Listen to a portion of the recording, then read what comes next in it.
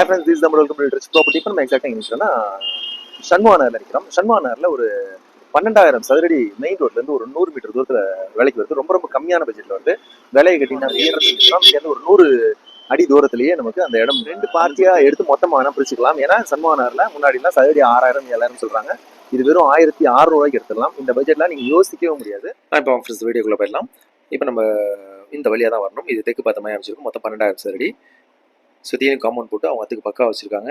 இது வந்து யார் யாரெல்லாம் சூட்டபுளாக இருக்குன்னா, மருத்துவமனை அல்லது அப்பார்ட்மெண்ட் கட்டி சேல் பண்ணுறவங்க, அல்லது இண்டிவிஜுவல் வீடு கட்டி விற்கக்கூடிய பில்டர்ஸு, அல்லது பங்களா ஸ்டைலில் வீடு கட்டிட்டு குடியிருக்கணும்னு நினைக்கிற பர்சன்ஸ்க்கு இந்த இடம் ரொம்ப சூட்டபுளாக இருக்கும். இப்படி வந்து நம்ம லெஃப்ட் சைட்லேயும் ரைட் சைட்லேயும் வீடு அமைச்சிக்கலாம்.